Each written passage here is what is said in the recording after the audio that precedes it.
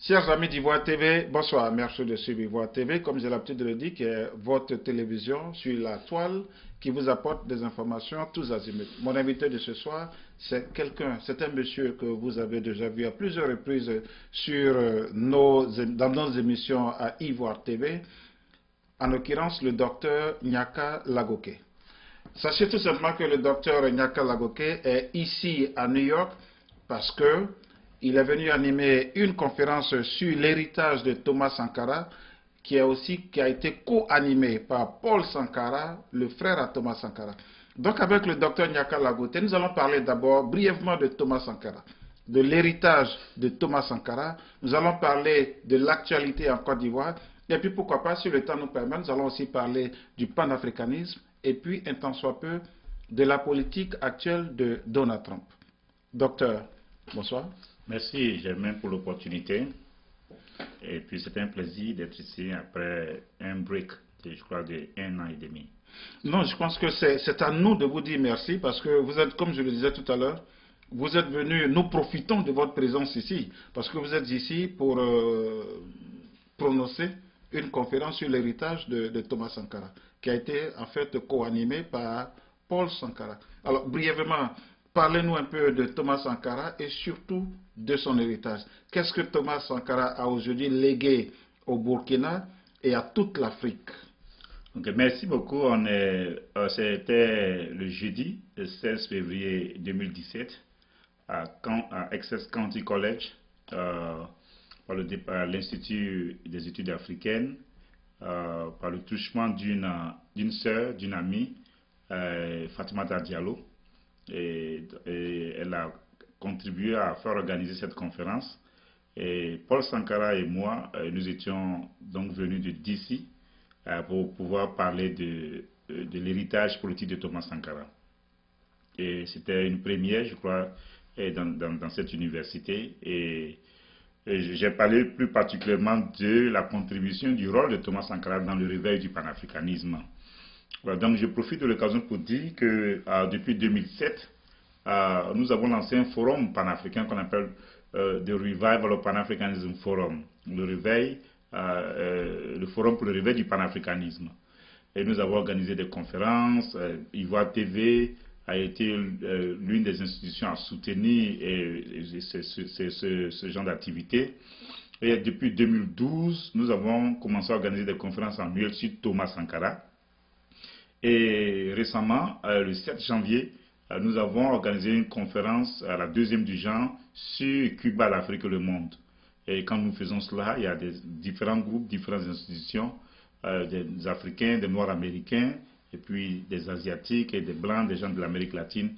Et donc nous sommes en train de bâtir une alliance universelle pour le renouveau du panafricanisme. Thomas Sankara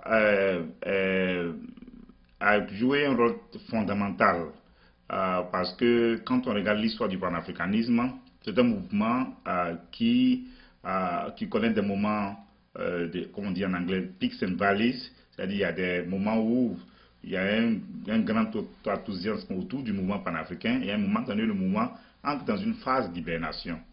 Donc, après la conférence de 1900, pendant laquelle Sylvester Williams emploie le mot panafricanisme, après les 5 congrès, après plusieurs congrès de W.B. Du Bois et des conventions de Marcus Garvey. Donc après le congrès de 1927, l'idée répandue, c'est que le panafricanisme était mort jusqu'à ce qu'en 1935, l'Éthiopie, qui avait déjà battu l'Italie à 2 reprises à la bataille de Dongali en 1887 et à la bataille de Adwa en 1896, jusqu'à ce que l'Italie ait été occupée par le régime fasciste de Mussolini. Donc cela a créé un ras-le-bol et beaucoup dans le monde étaient choqués. Et c'est comme ça que les Africains, dans un esprit panafricain, se sont mobilisés avec le soutien de la France et de l'Angleterre, membres de la Ligue des Nations. Et c'est ainsi que l'Éthiopie a été libérée. Dont Thomas Sankara. Non, j'arrive. Donc l'Éthiopie a été libérée. Donc c'est à partir de ce moment que, en 1945, au Congrès de Manchester, qu'on a dédié, qui avait pour objectif de lutter pour la décolonisation. Donc c'est pour dire que le panafricanisme peut connaître des moments de basse tension et puis des moments d'hibernation, et à un moment donné, des moments d'apogée. À dents de scie, vous voulez Voilà, dire. dans des signes. Et donc, après 1945, après 1960, quand il y a eu le débat sur de quelle façon il fallait unifier le continent, Nkrumah était pour l'intégration immédiate, Houphouët et les autres voulaient une intégration graduelle. Il y a eu la création en 1963 de l'Organisation de l'Unité africaine, et après cela, on a vu le renversement de Nkrumah en 1966, l'emprisonnement de Mandela en 1964, l'assassinat de Patrice Lumumba en 1961, l'assassinat de Martin Luther King en 1968, et puis la mort, l'assassinat de Malcolm X en 1965 et de Sylvanus Olympio. Et donc, quand les leaders qui symbolisaient la dignité noire ont été tous liquidés ou emprisonnés, c'est comme ça que le mouvement panafricain était rentré dans une phase d'hibernation. Jusqu'à ce qu'en 1980, dans les années 80, on voit le Free Nelson Mandela Movement et avec l'arrivée au pouvoir de Thomas Sankara. Donc, qui va venir redynamiser le mouvement panafricain pendant 4 ans qu'il est resté au pouvoir, un homme d'intégrité qui a lutté pour la dignité des Africains et qui a contribué à décoloniser l'espace et la mentalité de son peuple quand il a nommé son pays Burkina Faso. Donc, voici Sankara assassiné, Blaise Compaoré devient président pendant 27 ans et donc il devient donc un pion du néocolonialisme. Donc on croyait que l'héritage de Sankara avait disparu jusqu'à ce que les populations burkinabées revendiquent son esprit, revendiquent sa vision, revendiquent son rêve, et c'est au nom de l'esprit de Thomas Sankara que la révolution d'octobre 2014 a chassé du pouvoir Blaise Compaoré. Dans un sens plus large. Plus large. Et donc, donc depuis ce moment, Sankara est devenu donc celui autour de qui et au nom de qui beaucoup en Afrique ont commencé à s'organiser dans un contexte du réveil du panafricanisme. Et donc aujourd'hui, donc Sankara, qu'il soit vivant ou qu'il soit mort, et donc cet esprit-là, qui contribue donc à forger et à consolider l'idéal panafricain. Voici brièvement, quand on veut parler de la contribution et de l'héritage de Sankara, voici ce qu'on peut dire. Alors, docteur, nous allons mettre un tant soit peu le panafricanisme de côté. Nous allons parler un peu de l'actualité en Côte d'Ivoire. Nous avons, depuis le mois de janvier, il y a eu beaucoup de remous en Côte d'Ivoire. Il y a eu des mutineries, beaucoup de seulement les fonctionnaires, les enseignants, les militaires se sont soulevés. C'est vrai que nous sommes aujourd'hui en février, c'était en janvier, mais l'Africain, l'Ivoirien peut toujours parler de ces mutineries. Alors, nous allons parler un peu, avec vous en Côte d'Ivoire, nous allons parler un peu de l'agrobusiness. Nous allons parler un peu de la situation politique en Côte d'Ivoire. Nous allons parler un peu du bilan même du président de la République. Alors, l'agrobusiness, qu'est-ce que ça vous dit? Est-ce que c'était véritablement un business qui a été mis en place pour l'émergence, comme on parle de l'émergence de la Côte d'Ivoire d'ici l'an 2020, est-ce que c'est un business qui a été mis en place pour l'émergence des Ivoiriens d'ici 2020 et pour que ça tourne aujourd'hui au vinaigre? Au départ, venant de personnes assez crédibles que je connais, qui travaillent dans des institutions internationales ici et ailleurs, c'est que mon EVA, pour ne parler que de cette compagnie, semblait donner une certaine bouffée d'oxygène aux Ivoiriens. Donc c'est ce que j'entendais. Et puis donc quand le gouvernement a décidé de fermer les compagnies, donc je me suis intéressé davantage au sujet, au projet, et donc j'ai essayé de parler avec les uns et les autres. Ceux qui disaient des choses négatives, ceux qui disaient des choses positives.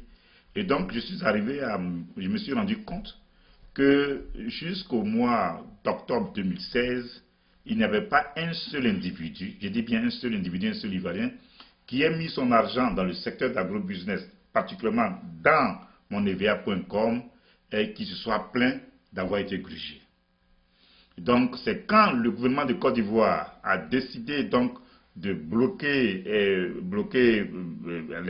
de geler les comptes de ces compagnies, que moneva.com a commencé à avoir des difficultés de trésorerie. Sur la base de quoi? Je vais parler de cela dans quelques minutes. C'est à partir de ce moment qu'il a commencé à avoir un certain nombre de difficultés. Donc on a entendu que c'était un système pyramidal, j'ai entendu que c'était le Ponzi scheme. Et donc quand je me suis intéressé, je me suis rendu compte qu'effectivement, mon EVA a créé quand même une certaine confiance chez les Ivoiriens, au point que les Ivoiriens qui ont été désabusés et trahis par les maisons de placement depuis qu'on a connu en Côte d'Ivoire, ils ont eu confiance en la possibilité de voir des gens qui pouvaient respecter leurs paroles un tant soit peu. Donc ils ont fait confiance et ils ont donné de leur argent. Alors quand je me suis renseigné, je me suis rendu compte que on ne peut pas dire comme ça que c'était un système pyramidal, dans la mesure où il existait quelques plantations. Je ne sais pas le nombre exact des plantations. Il existait des plantations. Je connais des gens dont les plantations étaient exploitées par certaines structures de l'agrobusiness. Et je connais des gens qui ont eu quelques plantations avec le secteur de l'agrobusiness. Et j'ai entendu, selon mon enquête, qu'il y avait des gens qui, à un moment donné, ont pu bénéficier de cela. Alors, docteur, est-ce que pour une compagnie, pour un business qui vient de se mettre en place, ce n'était pas une manière d'appâter non, le problème, c'est-à-dire que, comme je dis, s'il y a peut-être, disons, avant octobre, si mon EVA n'était pas en train de respecter sa parole, on ne serait pas là en train d'avoir cette conversation. Je dis que c'est quand les banques ont commencé à se plaindre et que l'État de Côte d'Ivoire a décidé donc que les gens, qu'il fallait créer un certain cadre pour réduire le fonctionnement des structures d'agrobusiness, c'est à partir de ce moment-là que mon EVA a commencé à avoir des difficultés. Beaucoup de personnes ont jugé le cas d'agrobusiness comme étant le cas de Madoff ici aux États-Unis. Parce qu'on savait par exemple que Madoff utilisait l'argent de ceux qui venaient d'arriver pour rembourser ceux qui étaient là avant. Est-ce que ce n'était pas un cas pareil en Côte d'Ivoire au niveau de l'agrobusiness? Madoff a commencé à avoir des problèmes quand il n'a pas été capable de payer des gens. Or, dans le secteur de mon EVA, jusque-là, ils ont dit que jusqu'à juillet 2017, ils étaient capables de payer les gens. Donc, ce n'est pas la même chose. Madoff, il y a eu une crise ici. Madoff, on a vu que le gars, il était, je ne sais pas quel est le mot, bankrupt. Et donc, il ne pouvait pas payer. C'est comme ça que c'est devenu un scandale. Tant qu'il pouvait payer, il n'y avait pas de souci. Maintenant, sur cette question de qu'on prend l'argent pour payer les autres, ben, si toutes les grandes compagnies que nous avons, si Nestlé ne doit se contenter que du même nombre de clients, mais Nestlé ne peut pas prospérer. Si la compagnie Giant que nous avons ici, s'ils n'ont pas de nouveaux clients de façon régulière, Giant ne peut pas fonctionner. Donc, pour moi, ce n'est pas un argument qui tient. Donc, c'est une mauvaise gestion, en fait, des responsables de l'agrobusiness. Non, je ne dis pas que c'est eux qui ont mal géré, c'est l'État qui a mal géré la situation. C'est l'État qui a mal géré la situation. S'il y avait un problème, il fallait séparer le bon grain de l'ivraie. Il fallait essayer de voir ceux qui effectivement utilisaient ce secteur-là pour pouvoir certainement aller essayer de régler ce problème pour ne pas qu'on puisse mettre tout le monde dans un même panier. C'est de ça qu'il s'agit. Les Ivoiriens qui travaillent, qui travaillent dans les institutions, et qui font partie de ce qu'on appelle la classe moyenne des États-Unis. Il y en a qui travaillent aux Nations Unies, ceux qui travaillent dans les banques du Canada. Ces personnes, elles ne sont pas idiotes. Il y en a qui ont mis de l'argent dans ce secteur et qui connaissent des gens qui ont mis de l'argent dans ce secteur et qui ont eu des retours sur investissement. S'il y a un problème et que le gouvernement de Alassane Dramane Ouattara est sincère et qu'il est de bonne foi, il y a une façon de régler. On ne vient pas de façon unilatérale pénaliser des milliers de personnes qui, à un moment donné, ont eu foi à un système qui est imparfait et qui peut être imparfait. On ne vient pas de façon unilatérale prendre ce genre de décision et de deux, geler les comptes de ces compagnies, de trois, les poursuivre, les mettre en prison, et puis de quatre, maintenant, de façon précipitée, annoncer qu'on va rembourser, alors qu'on n'a pas encore mis sur pied une liste exhaustive de souscripteurs. Donc tout cela montre que l'État de Côte d'Ivoire n'était pas animé de bonnes intentions. Par exemple, ce qui aurait été mieux, c'est que le gouvernement aurait pu choisir des liquidateurs. C'est ce qu'on fait dans ce genre de système. L'État aurait pu choisir un liquidateur ou des liquidateurs qui allaient faire un inventaire, on dit des assets, des avoirs de ces compagnies, au-delà de l'argent, au-delà des sommes disponibles, des fonds disponibles dans les banques, un inventaire de leurs bureaux, un inventaire des champs qui existent, un inventaire des voitures, un inventaire de toutes ces choses-là mises ensemble, qui allait donner une idée estimative du potentiel de ces compagnies. Vous croyez aux audits en Afrique? Non, je veux dire que... Est-ce que vous croyez aux audits en Afrique? Bien sûr, l'Afrique, tout n'est pas foutu en Afrique. Même en Côte d'Ivoire, il y a eu des bons liquidateurs qui ont fait du bon boulot. sans donner de nom, il y en a, ça existe. Il y a tué des hommes de noblesse dans tous nos pays en Afrique. Donc si cela avait été fait, et que maintenant on avait une idée assez précise de la liste des souscripteurs, c'est à partir de ce moment maintenant que le liquidateur ou les liquidateurs allaient essayer de régler le problème. Mais on ne fait pas cela. Mais cela n'a pas été fait. On s'en va fermer les comptes. On annonce que l'argent qui est disponible n'est pas ce que les compagnies ont annoncé. Et récemment, il y a 2 jours, je vois la une d'un journal, l'État de Côte d'Ivoire vient de découvrir encore 2 milliards qui appartiennent à des compagnies de l'agro-business. C'est de l'amateurisme, c'est de la précipitation, de la confusion et c'est de la mauvaise foi. Est-ce que ce n'est pas un abus de l'Ivoirien? Non, c'est un abus de pouvoir, un abus d'autorité de la part du régime de Côte d'Ivoire. L'Ivoirien est pris ici en sandwich. Par qui? L'Ivoirien est pris en sandwich par qui? Ceux qui sont en train de faire les affaires avec le secteur agro-business, je dis, jusqu'à octobre, plus particulièrement avec mon Evia, ne se plaignez pas. Maintenant, s'il y a un problème, ce qu'on reproche aux compagnies agro-business, je peux comprendre, je suis d'accord. On dit par exemple que elles n'ont pas le statut de structure financière, par exemple pour mobiliser l'épargne. Soit, on est d'accord, on peut comprendre cela. Mais si elles n'ont pas donc cet agrément-là et qu'elles sont en train de faire mobiliser, qu'est-ce qu'on fait? On crée le cadre pour pouvoir les accompagner parce qu'elles ont réussi à faire ce que les banques n'arrivent pas à faire. À créer une confiance et à mobiliser l'épargne nationale populaire autour dans un secteur bien déterminé. Aujourd'hui, qui souffre? Qui souffre aujourd'hui? On a mis les responsables des compagnies en prison, mais ce sont des milliers d'Ivoiriens qui sont descendus aujourd'hui en Côte d'Ivoire dans les rues, en train de manifester président voleur à la fin de Ils sont les grands perdants dans cette histoire. Bien sûr, et je dis que ce n'est pas à cause, ce n'est pas parce que les compagnies agro-business auraient grugé les Ivoiriens, mais à cause de la mauvaise gestion de la crise dans le secteur agro-business par le régime de Côte d'Ivoire. Donc voilà la situation, et donc pour moi, cela ne fait que renforcer ce que les gens pensent quand on dit par exemple que M. Alassane Ouattara a des difficultés de trésorerie et qu'il aurait fait même basse sur l'argent des compagnies agro-business pour pouvoir payer les mutins qui depuis le 6 janvier 2017 sont en train de faire des mutineries de façon intempestive, de façon successive, de façon répétitive. Donc, M. Ouattara ne peut pas démontrer qu'il n'a pas pris l'argent des compagnies pour pouvoir aller payer ses mutins. Donc voilà, c'est pour cela qu'il est dans une situation véritablement inconfortable. Et donc voilà un peu ce qu'il faut savoir sur ce secteur. Un État a pour responsabilité de protéger les citoyens. Un État n'a pas pour responsabilité de trahir, de désabuser de ses citoyens. La situation politique en Côte d'Ivoire, depuis effectivement le mois de janvier, il y a eu beaucoup de mutineries, beaucoup de soulèvements.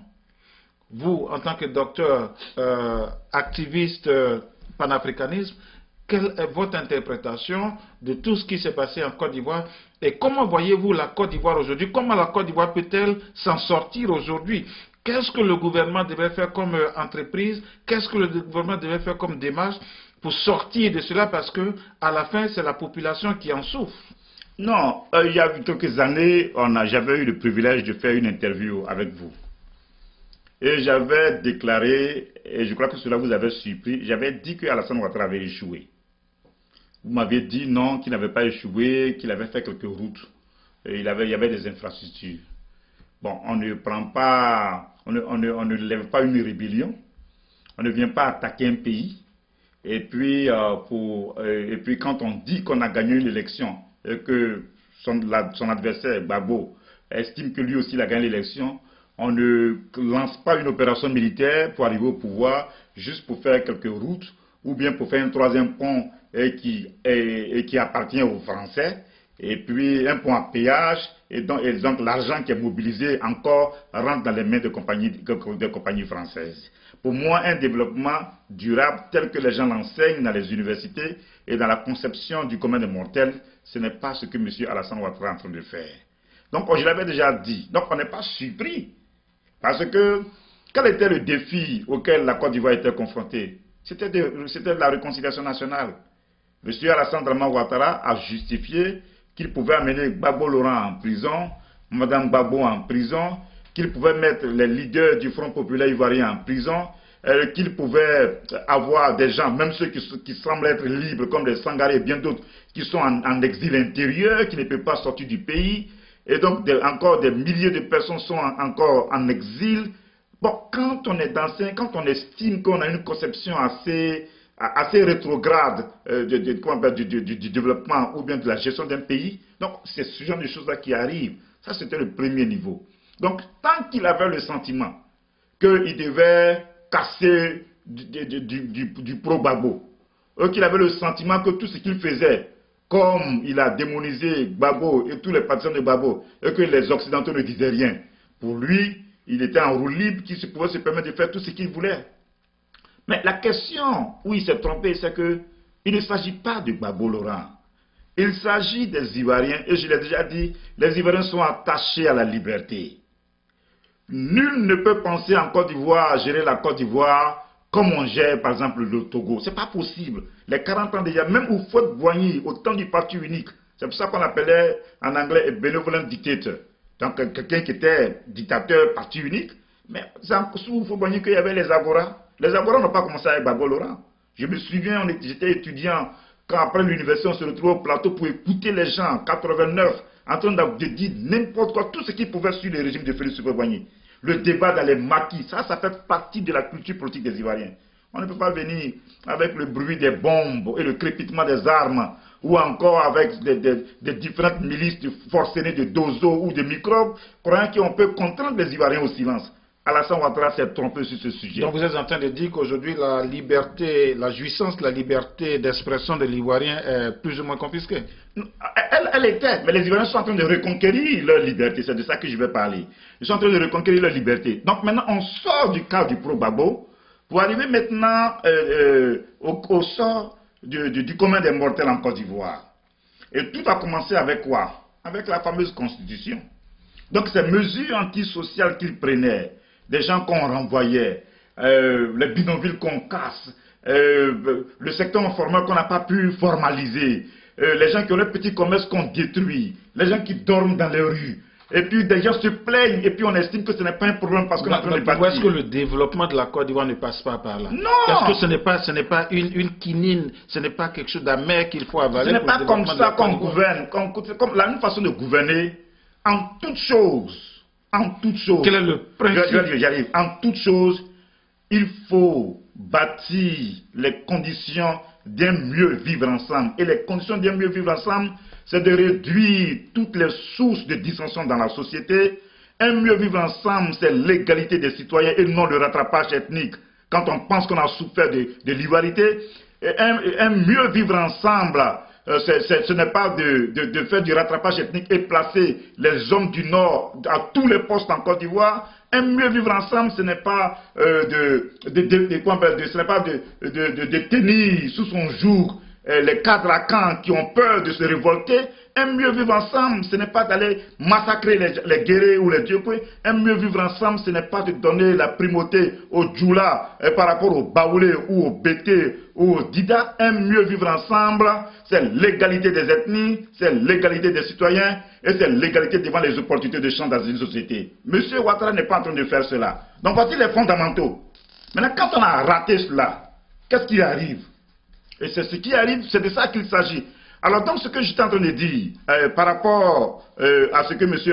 Alassane Ouattara aurait dû faire et qu'il n'a pas fait. Donc aujourd'hui, c'est trop tard. Alors quand on dit que c'est trop tard, qu'est-ce qu'il peut faire aujourd'hui? M. Ouattara ne peut plus faire revenir. C'est trop tard par il ne rapport peut plus à faire revenir. Il ne peut plus faire revenir Gbagbo de la CPI. M. Ouattara ne peut pas faire partir Kone Zakaria, Soro Guillaume et bien d'autres à la CPI. Donc, à partir du moment où il a raté la possibilité de faire la réconciliation nationale, comment peut-il bâtir un nouveau contrat social sur la base du consensus? Donc, voici le premier élément de son échec. Maintenant, sa conception même du développement. M. Ouattara estime que c'est ce qu'on appelle l'économie néolibérale, où on prête aux plus riches et qui font les investissements. Et puis, donc, la population devient donc consommatrice de tout ce qui est comme investissement. Ici, on voit ça ici. C'est ce qui a amené la crise économique de 2008 ici dans le monde. Donc, à partir du moment où ça n'a pas marché aux États-Unis, qu'il y a une capacité de production, Et ce n'est pas en Côte d'Ivoire où on est encore en train de vendre notre café, notre cacao là, aux multinationales là. Ce n'est pas en ce moment-là que ça va marcher. Donc quand M. Ouattara dit que son argent circule, mais bien sûr que ça circule avec les multinationales, avec quelques investisseurs, et puis avec une bande de copains, mais la population ivoirienne est en train de souffrir.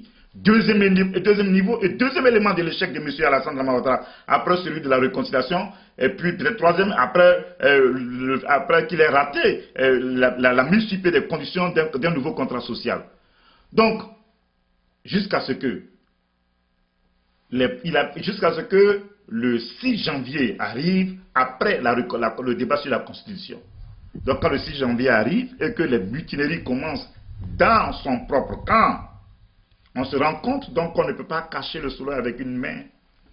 On se rend compte que M. Alassane Ouattara est en train de vendre du vent. On se rend compte que le second miracle dont on parlait tant n'était qu'un mirage. On se rend finalement compte que M.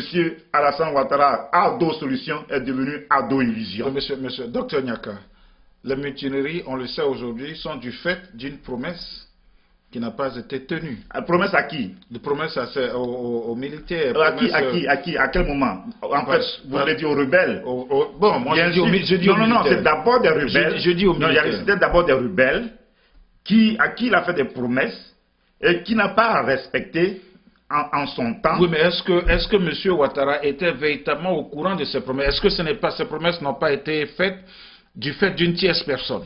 Non. Et qu'aujourd'hui, M. Alassane Ouattara, parce qu'il est président de la République, doit assumer la responsabilité de ces promesses? Non, c'est pas comme ça. M. Ouattara était au courant. Moi, j'ai regardé plusieurs reportages où les anciens combattants, c'est-à-dire que même si je ne suis pas d'accord que ces gens-là aient attaqué la Côte d'Ivoire, j'ai vu les anciens combattants de Alassane Dramane Ouattara qui avaient du mal pour se faire soigner après 2011. Il y a un reportage d'une télévision française que j'ai vu. Des gens qui avaient encore des balles dans leur corps après plusieurs années. Des gens qui ne pouvaient même pas avoir 5 000, 10 000 pour manger. Et qui disaient dans les vidéos, à qui on avait promis d'avoir une certaine stabilité sociale dans la vie. Donc ils sont là. Ils ont rencontré des gens proches de M. Alassane Dramane Ouattara. Et M. Alassane Dramane Ouattara estimait que le plus important pour lui, c'était de déloger Gbagbo. Donc il pouvait faire n'importe quelle promesse à n'importe qui, pourvu qu'il ait une armée interminable de personnes qui devaient attaquer le régime de Gbagbo Laurent. Donc voilà, je vais terminer. Voilà sa responsabilité vis-à-vis de l'histoire. Donc aujourd'hui, c'est l'histoire qui le rattrape. C'est l'histoire qui le rattrape avec ces mutineries. Parce que même si les mutins ont fait quelque chose qui est déplorable, mais du point de vue humain, ils estiment qu'ils ont été trahis et qu'on leur a fait des promesses qui n'ont pas été respectées. Mais c'est ce qu'on dit communément. Mais docteur Nyaka, je pense qu'il y a encore une autre forme d'explication de cette mutinerie. On parle par exemple de la Constitution. On parle d'avoir écarté le président de l'Assemblée nationale qui était en fait la deuxième personnalité qui devait prendre la présidence de la Côte d'Ivoire. Tant qu'on cassait du pro-Gbagbo, il n'y avait pas de problème. Mais M. Alassane Ouattara, qui se plaignait du fait que sa candidature a été rejetée, qui se plaignait que des gens aient tenté de l'éjecter du système politique de Côte d'Ivoire, est en train de faire tout ce qui est en son pouvoir pour casser du Soro. Alors donc quand on décide de casser du Soro, quelqu'un qui a sacrifié sa jeunesse, quelqu'un qui n'a pas fini ses études, et quelqu'un qui a passé son temps à travailler dans la rébellion afin que M. Alassane Ouattara devienne président de Côte d'Ivoire, un tel individu, aux visées aussi ignobles ou bien aux ambitions aussi dépréciables, soit-elle, on ne peut pas décider de lui faire subir ce que soi-même on a subi. Moi, je n'ai pas d'admiration particulière pour Soro depuis qu'il est rentré dans la rébellion. Quand on était jeune, quand il était président, il était secrétaire de la FESI, on avait tous beaucoup de respect pour lui. Mais depuis que Soro est rentré dans la rébellion, je n'ai ni contact avec lui, ni respect pour lui. Mais, cela ne veut pas dire que ce que M. Alassane Dramane Ouattara est en train de faire, que c'est une bonne chose dans la mesure où cela est en train d'avoir un impact négatif sur la stabilité de la Côte d'Ivoire. Alors, quand on a dit que M. Ouattara voulait de Amadou Gon Coulibaly comme Premier ministre ou comme vice-président, ou bien qu'il voulait de Duncan comme Premier ministre ou comme vice-président, et que Soro Guillaume devrait certainement avoir le Parlement. Soro même a fait une vidéo où il a carrément supplié Ouattara de lui donner son petit poste de président de l'Assemblée nationale. Mais après la rencontre entre Bédié et Alassane Ouattara, les échos qui sont venus de Daoukro n'étaient pas de nature à rasséréner tout un chacun, où on a appris que Soro pouvait ne pas devenir président de l'Assemblée nationale. Certainement, comme il sait le faire, et que son activité favorite, c'est de tenter des coups de force, et les gens proches de lui en ont profité pour Est-ce que Soro n'est pas une victime innocente ici, Dr Niaka?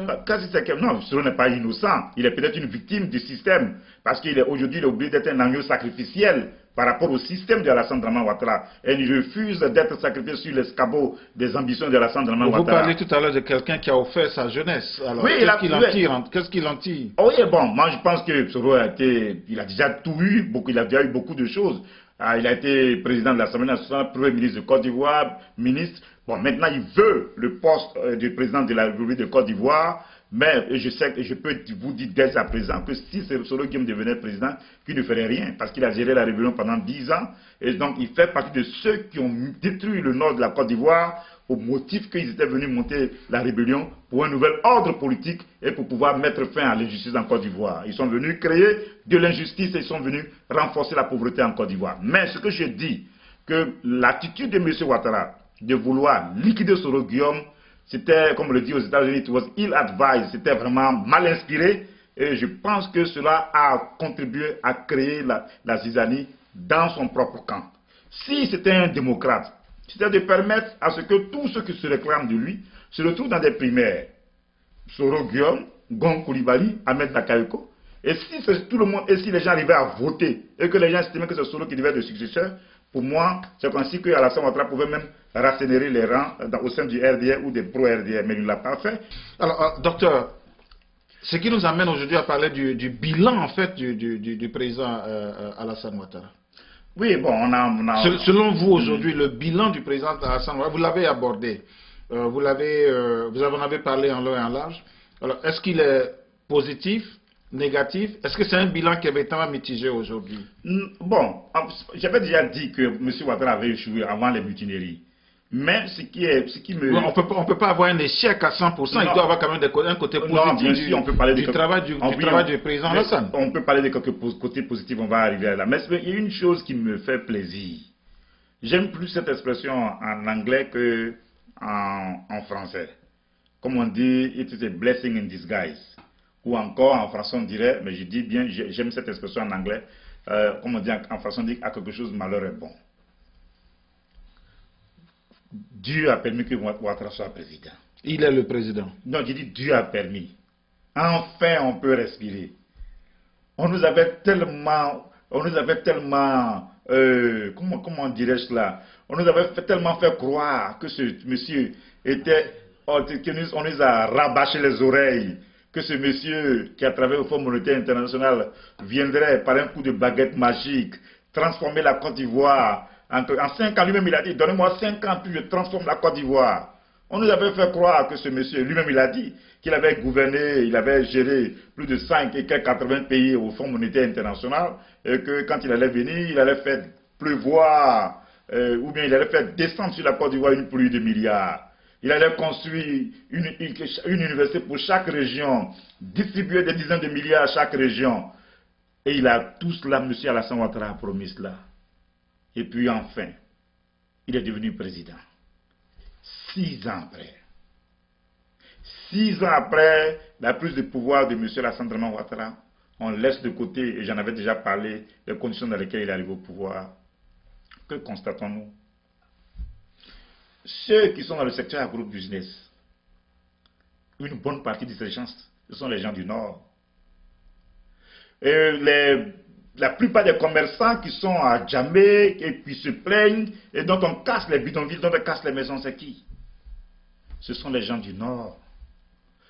Et puis, la fameuse constitution qu'il a voulu créer, dont on en parlera ça rapidement, et qui est une constitution budgétivore, un poste de vice-président, un poste de premier ministre, et puis un Sénat dont il doit nommer un de tiers. Mais tout cela, à quoi cela rime? Pour asseoir un pouvoir autocratique. Donc aujourd'hui, M. Alassane Dramane Ouattara a échoué. Alors comme les Ivoiriens ont des difficultés pour pouvoir, parce que quand même on vient d'un régime, on vient de très loin. Et comme je l'ai dit, pendant les 6 ou les 9 mois après la chute de Gbagbo Laurent, c'était la terreur que M. Alassane Ouattara a fait vivre aux Ivoiriens. Bon, progressivement, les Ivoiriens sont en train de reconquérir leur liberté perdue. Maintenant, quand on parle de ce qu'il a pu faire de positif, mais le fait même qu'il ait été président, c'est une bonne chose. Au moins... Non seulement d'être président, mais il a posé aussi des actions. Au moins, le pays a été unifié. Au moins, le pays a été unifié. Parce que quand... Le pays est en train de se construire. Non, j'ai dit le pays a été unifié. C'est ce que j'ai dit. Le pays a été unifié. Construire un pays, c'est quoi? Gbagbo était président, le pays était divisé en deux. Le pays était construit. Qu'est-ce qui s'est passé? C'est vrai qu'il y avait beaucoup de choses que nous avons reprochées à Gbagbo, qu'on ne peut pas mettre tout sur le dos de la guerre. Parce que nul n'est parfait. Non, c'est même pas une affaire de nul n'est parfait. Il y a des choses que Gbagbo Laurent aurait dû faire. Moi, j'en ai déjà parlé dans plusieurs interviews. Ce que je veux dire, c'est quoi? C'est que là où nous sommes aujourd'hui, la situation politique dans laquelle nous sommes aujourd'hui, M. Ouattara n'a plus de crédibilité. Son discours, tout ce qu'il avait dit là, aujourd'hui on s'est rendu compte que c'est de l'illusion, c'est du vent. Deuxième élément, M. Alassane Ouattara, qui avait pensé qu'il allait faire la Côte d'Ivoire un pays émergent, avec les mutineries qui se sont passées. Mais ce que les gens ne savent pas, c'est quoi? C'est que nous, on est aux États-Unis ici. Quand on fait une revue de presse, mais que les gens aillent sur Internet pour mettre mutiny in Ivory Coast en anglais, ou bien mutinerie en Côte d'Ivoire, tous les médias du monde que M. Alassane Dramane Ouattara a utilisés pour détruire Gbagbo Laurent, les mêmes médias là, ils se sont fait l'écho de ce qui se passe en Côte d'Ivoire. Donc en d'autres termes, et ça c'est un élément que j'ai failli oublier, Alassane Ouattara c'est d'abord une image. Quelqu'un qui a travaillé au FMI, quelqu'un qui connaît l'économie, quelqu'un qui est brillant, quelqu'un qui est démocrate, même s'il a envoyé la guerre en Côte d'Ivoire, un tel individu à la tête de la Côte d'Ivoire, au point que Barack Obama a fait une vidéo pour dire qu'Alassane Ouattara était bien pour nous. Tout cela, là, cette image-là, elle a été détruite par le crépitement des armes depuis la mutinerie du 6 janvier 2017. Maintenant, le fameux troisième pont, c'est vrai qu'il y a des infrastructures, et que même le troisième pont, même si ça n'a pas été bien monté, bon, c'est une chose positive pour les générations futures. Demain, on peut renégocier ce contrat avec les Français. Mais je veux dire que le bilan de Alassane Dramane Ouattara est totalement négatif. Oui, le gars, aux éléments dont j'ai parlé depuis le début de l'émission, et j'estime que, à sa place, je chercherais les conditions de quitter le pouvoir avant 2020. À sa place, c'est ce que je ferais. Parce que, que ferait-il? Que dirait-il? Que ferait-il pour rebâtir, pour reconstruire la confiance? Que ferait-il pour avoir de la crédibilité? Que dirait-il encore quand la plupart des choses qu'il a dites se sont transformées en mensonges? Que dirait-il? Que ferait-il? Voici les questions auxquelles il doit répondre, et ça, ce n'est pas à nous de répondre à ces questions. Et à ce moment-là, quelle est la position de la population? Parce que c'est, comme je le disais tout à l'heure, la population est prise en sandwich, c'est la population qui en souffre. Est-ce que vous avez des remèdes aujourd'hui pour guérir tous ces maux de la population? Non, c'est-à-dire que la lutte des plus grosses, c'est-à-dire que Alassane Ouattara lui-même, il est, comme on le dit, il est lui-même son propre ennemi. Il y a des actions, quand on les pose, on ne peut plus les rattraper. On ne peut plus les réparer. Et son entourage? On parle d'Alassane Ouattara, mais quelle est l'implication de l'entourage d'Alassane Ouattara? Moi, j'ai fait quelques recherches. Cette théorie selon laquelle le chef est bon, que ce soit Gbagbo, Alassane, ou Fouad-Boigny, Bédié ou Guy Robert, mais que le chef est bon, mais c'est son entourage. Moi, je ne suis pas là-bas. Parce qu'il est le chef, donc en fait il doit payer le prix de tout ce qui se passe. C'est lui qui nomme, c'est lui qui dénomme, c'est lui qui fait les promotions, c'est lui qui nomme les uns et les autres ici, c'est lui. Ce n'est pas, qui on va accuser? Ahmed Bakayoko? Bsoro Guillaume? ou bien d'un camp. Alors, D'un camp qui ne peut pas dire non à Alassane. Docteur Nyaka, merci d'avoir accepté notre invitation. Nous savons que nous sommes venus ici pour prononcer une conférence sur l'héritage de Thomas Sankara, co-animée par le frère de Thomas Sankara, Paul Sankara. Alors, nous allons terminer un peu avec la politique américaine. Le cas Donald Trump. Je dis tout simplement le cas Donald Trump. Donc, en tout ce que vous voyez dans ce cas, expliquez-nous aujourd'hui le cas Donald Trump. Bon, moi, je ne vote pas, mais j'étais quand même un peu curieux. Je me disais qu'il avait les chances de gagner l'élection. À un moment donné... Vous souteniez Donald Trump? Non, moi, je ne suis pas dans ça. Je ne suis pas quelqu'un. Je ne vote pas. Mais je pensais qu'il pouvait gagner l'élection. Et puis, à un moment donné, quelques jours avant l'élection, je me suis rendu compte qu'effectivement, il pouvait gagner l'élection. Et puis, donc, il a gagné l'élection. Je ne voulais pas de Hillary Clinton. Ça, je peux le dire. Mais dire que je soutiens Donald Trump, ce n'est pas vrai. Je ne vote pas. Parce que pour nous, Hillary Clinton, on sait ce qu'est Hillary Clinton. On connaît ses valeurs. Selon les emails de Wikileaks, elle aurait écrit qu'il fallait mettre fin au régime de Kadhafi parce que Kadhafi est en train de travailler pour la souveraineté économique de l'Afrique. Pour moi, c'est un discours qui est dangereux. On ne peut pas être panafricaniste, vouloir la souveraineté économique de l'Afrique, parler du... Donc, on aurait même accusé Hillary Clinton d'être à la base du transfert du président Gbagbo Alaye. Est-ce que vous avez... Non, ce n'est pas une affaire de... C'est sûr que l'Amérique, Obama et Hillary ont donné le feu vert à Sarkozy pour faire ce qu'ils ont fait en Côte d'Ivoire. On sait aussi que Hillary Clinton avait des gens, ils étaient très proches de M. Alassane Ouattara. On le sait, c'est pas ça le problème. Le problème, sa façon de voir le monde. L'Afrique ne peut pas de façon continue. On ne peut pas vivre l'esclavage pendant 300 ans. On ne peut pas vivre la colonisation pendant 100 ans. On ne peut pas subir l'apartheid pendant 342 ans. On ne peut pas subir les effets de la globalisation ou bien de l'économie néolibérale pendant tout ce temps-là. Et puis, quand je vois des gens qui jubilent pour elle ou bien parce qu'ils sont tristes, c'est-à-dire que ils ont une conception totalement erronée du sens de l'histoire. Donc pour moi, quand une femme va à la télévision pour dire « on est venu, on a vu, il est mort », jubilant de la mort de Kadhafi, je ne peux pas souhaiter qu'une telle personne soit au pouvoir. Mais Donald Trump a-t-il une politique pour l'Afrique? Non, ce n'est pas ça la question. Donald Trump, c'est un personnage politique qui n'est un personnage politique qui n'est pas traditionnellement comme on le connaît ici aux États-Unis, et qui est entouré, c'est ça la réalité aussi. C'est pour cela que quand je vois des gens qui s'excitent pour lui, je suis aussi surpris. Donald Trump est entouré par une bonne partie de la population blanche aux États-Unis qui sont racistes et qui se font appeler white nationalistes, c'est-à-dire les nationalistes blancs. Et donc, c'est vrai. Ou bien la suprématie de la race blanche. Non, qui veulent maintenir la suprématie de la race blanche.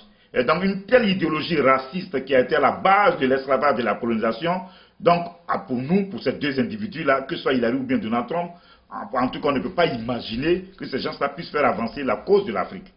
Maintenant... Est-ce que vous regrettez d'avoir Donald Trump aujourd'hui à la Maison-Blanche? Non, maintenant... Parce qu'il est prêt à rapatrier tous les Africains, tous les immigrés. Non, mais ça, il l'avait dit. Donald Trump a dit qu'il allait rapatrier. Non, maintenant, là où il y a une possibilité, c'est que Donald Trump veut promouvoir le protectionnisme américain et que Donald Trump semble ne pas vouloir soutenir l'Europe dans sa façon de concevoir la politique transatlantique. Et c'est d'ailleurs pour cela qu'en France, en Allemagne, en Angleterre, un peu partout, ils sont en train de paniquer. Et donc, par rapport à cela, si cela peut être une opportunité pour nous de respirer un temps soit peu, ou bien de mieux organiser le combat panafricain, ainsi soit-il. Mais pour moi, je n'attends rien ni de Donald Trump, ni de Hillary Clinton, par rapport au destin de souveraineté du continent africain. Donc, pour moi, c'est ce qui me préoccupe. Mais je veux dire que... Donc l'Afrique ici doit prendre son autonomie en charge. Oui, c'est-à-dire que les Africains peuvent profiter d'une situation comme celle-là. Actuellement, les Européens sont en train de se battre entre eux. Il y a une certaine confusion. Donc, ils n'ont pas tellement le temps de s'intéresser à ce qui se passe en Afrique. Quand on accuse nos présidents de préfets des grandes puissances, vous pensez que véritablement ils n'ont pas un coup d'œil sur ce qui se passe aujourd'hui en Afrique? Non, les Occidentaux, bien sûr qu'ils en ont, mais j'ai dit qu'actuellement, le contexte là, depuis que Donald Trump est devenu président, il y a une situation c'est une situation opportune qui est créée pour justement pour qu'on puisse sensibiliser les Africains, pour qu'on puisse éduquer les gens sur la nécessité pour nous de mieux organiser le combat panafricain. C'est ce que je suis en train de dire.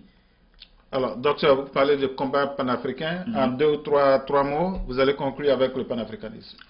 Oui. Où en est-on aujourd'hui? Oui, comme on l'avait dit un peu au départ, il y a 2 choses que je vais dire rapidement par lesquelles je vais commencer, et puis ça va me permettre de conclure. J'avais 2 choses. J'avais été à une retraite spirituelle il y a quelques années, où j'avais rencontré, en ce moment j'étais en train de finir mon doctorat, où j'avais rencontré un pasteur nord-américain qui avait vu sur le plastique que je portais, Howard University. Et donc il m'a demandé qu'est-ce que je fais à Howard. Je lui ai dit que je faisais un doctorat en panafricanisme. Et il m'a demandé, mais est-ce que vous savez ce qui est arrivé à tous ceux qui ont parlé du panafricanisme? Je lui ai dit oui. Et je lui ai dit que c'est pour cela que j'étais allé à la retraite spirituelle pour jeûner pendant 40 jours et 40 nuits. Bon, je n'étais pas là pour jeûner 40 jours, mais j'étais là-bas pour chercher la face de Dieu par rapport justement au combat. Premier élément. Deuxième élément, en 2008, quand on a voulu organiser un séminaire à DC, j'avais invité les Ivoiriens, des Africains, c'était une vingtaine, et donc j'étais en train de présenter le projet. La plupart des gens dans la salle m'ont dit, Nyaka, vraiment, on est prêt à être autour de toi, mais vraiment, il ne faut pas employer le mot panafricanisme. Parce que le panafricanisme, là, vraiment, les Blancs vont chercher à te tuer. Trouve un autre mot. Je leur ai dit que le seul mot que je connaissais, qui était un cri de ralliement de l'Afrique et de sa diaspora, sur les questions d'unité et de solidarité, c'était le panafricanisme. Que moi, j'utiliserai le mot panafricanisme jusqu'à ce que les faits d'histoire viennent pour soit me donner raison, soit me donner tort. Et le 30 avril 1990, quand le multipartisme a été autorisé par Félix Houphouët-Boigny, mon ami de l'époque m'avait posé la question. Nyaka, d'après toi, quel sera le mouvement dans les 30 prochaines années qui va mobiliser les Africains comme le multipartisme aujourd'hui mobilise les masses africaines? Sans embâche, sans détour, je lui avais dit que dans les 30 prochaines années, ce sera le mouvement panafricain. La question de l'intégration économique et politique de l'Afrique, ce sont ces éléments-là qui vont mobiliser les masses africaines.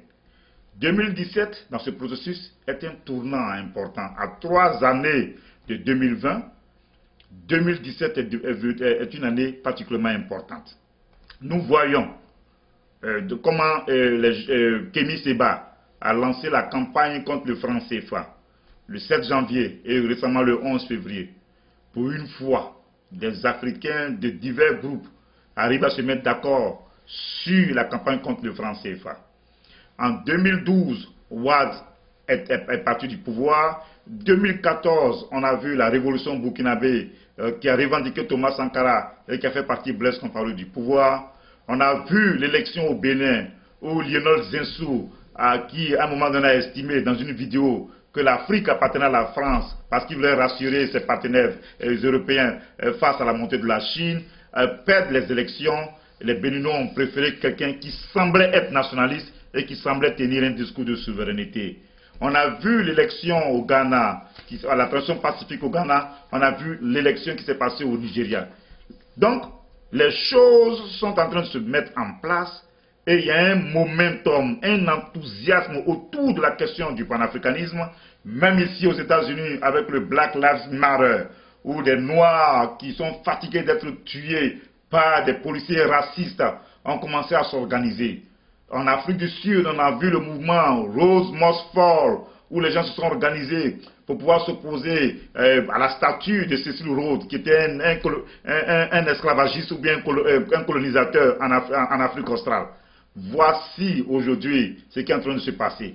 Donc avec cette lecture, nous sommes en train de marcher dans le sens de l'histoire. Demain, ceux qui vont pouvoir gouverner l'Afrique seront ceux qui vont s'inscrire dans la logique panafricaniste et ceux qui vont entrer dans le courant de la souveraineté économique de l'Afrique.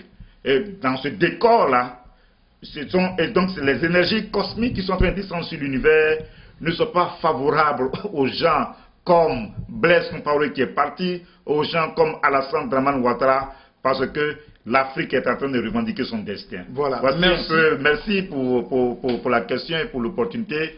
Voilà, je voulais, merci, il fallait que nous continuions. Oui, mais docteur, ce n'est que partie remise, parce que c'est pas la première, moins encore la dernière fois qu'on va vous recevoir sur les plateaux d'Ivoire TV, parce que je sais, comme je le disais tout à l'heure, que vous êtes, entre guillemets, non pas entre guillemets, mais vous êtes un mordu du panafricanisme. Je sais que vous défendez le panafricanisme de toute votre énergie.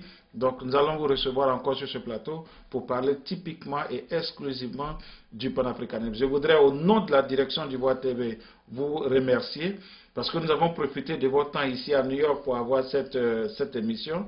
Donc nous allons parler encore du panafricanisme, je dirais, dans quelques semaines à venir. Votre dernier mot en 30 secondes.